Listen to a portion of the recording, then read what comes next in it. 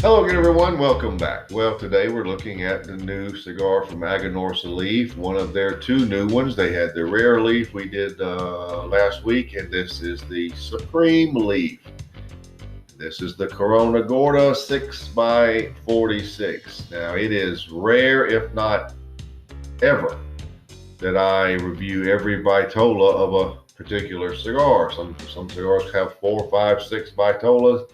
In this case, since these come out totally separately, started out with the Robusto a couple years ago, and then the Toro, and now we have the Corona Gorda. They come out separately, so it gives me a chance to review them separately. Now, one thing about this cigar is the other sizes sold out so fast. The production for this has been increased to 2,000 boxes. I don't know how much good that did because I'm pretty sure these are already sold out. It uses all Aganorsa tobacco, and these come in 10 count boxes, so there's 2,010 count boxes. Pricing is somewhere around $10.50 a cigar or $105 for a box. As again, this is the third size in the series, so that's pretty much everything. The others have done well. The Robusto did very well. The Toro I did not like as much as the Robusto. So let's just see what the Corona Gorda has to offer. The new Aganorsa Leaf Supreme Leaf Corona Gorda. I am not sure, but I seem to remember making this comment about the Toro. The positioning of that band is totally where it was when it arrived. And as you can see, it's very little room to, it's sort of intimidating, like I'm going to get it wet. So I'm hoping it will slide down somewhat. So I'm going to move it down myself. I moved it down that much. So now that you know how it comes, and I know one thing I'm not sure that we just did, and I should have. Did we talk about the foot? It is closed, and so there's the density shot.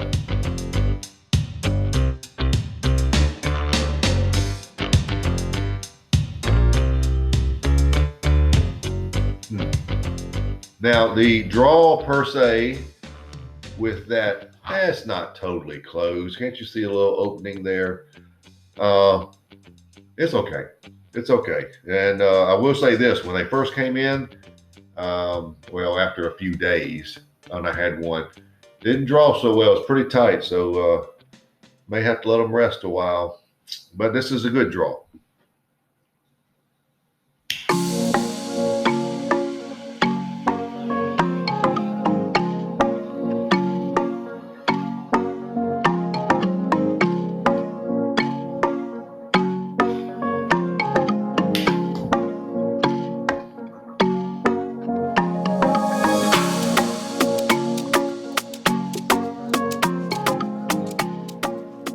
There's a nice citrus cedar combination. Brown sugar, a lot of it.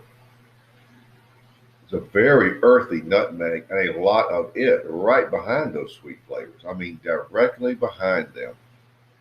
And then there is a black coffee, also earthy base. Black pepper at about 7.5. So it's a nice start. Very reminiscent in a lot of ways to the others in the series. But each cigar stands on its own. So let's just see how it performs as we get to the first third.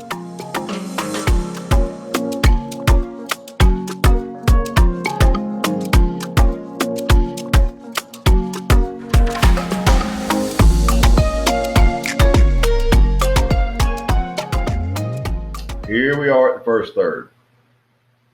And things have settled down. The nutmeg is not nearly as intrusive. It's there, but before it was really out there. But the citrus cedar brown sugar is really nice and sweet.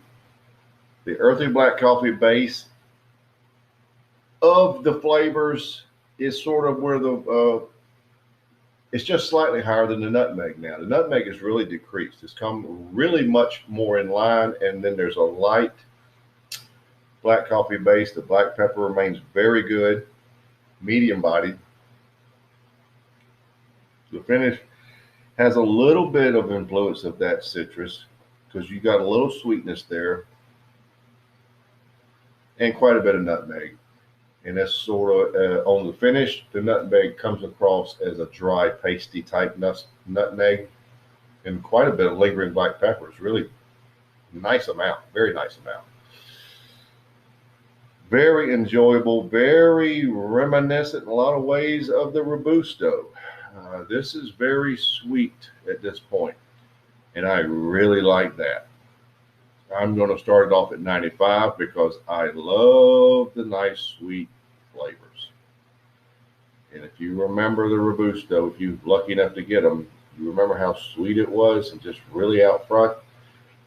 To me, the Corona Gorda size should accentuate that, and I hope it does continue. But at this point, it is really good.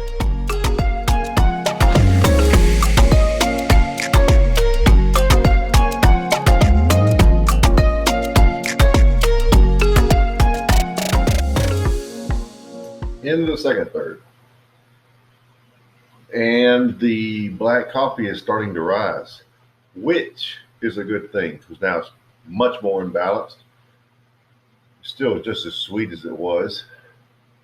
The nutmeg is there, but it's just acting as a bridge between those nice sweet flavors and the black coffee. Medium to full bodied and moving up. It's very close to full bodied actually right now. The finish, same flavors, but more of the citrus, so it even improved. I'm going to hold 95. I think it's still just as good as it was. Actually, it's somewhat better from the standpoint of the black coffee needed to rise. So, barring anything unforeseen, in the final third, the cigar is very good at this point.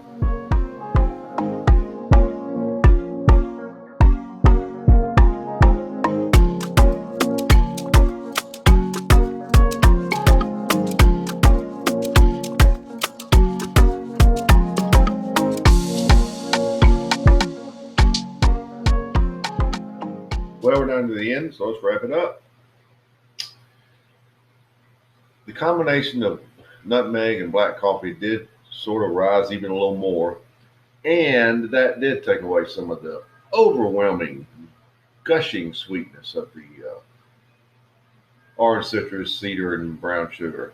They are still up there, but it's just not quite to the level it was. Full body, finish is unchanged. Lingering black pepper is very good. Black pepper overall is very good. But the cigar took a little turn, and it is the final stages and what have you. It's 93 for the final third. But that doesn't hurt the cigar too bad. Because your overall score, 94.33. Very good cigar. I'm a fan of the Supreme Leafs. The Robusto did very well. This cigar has done very well. And the Toro was a little off, and I think it's because it's a larger ring gauge. Just my opinion, so take it with a grain of salt. But this is a very good cigar. So there you have it. The new Supreme Leaf Corona Gorda, 94.33.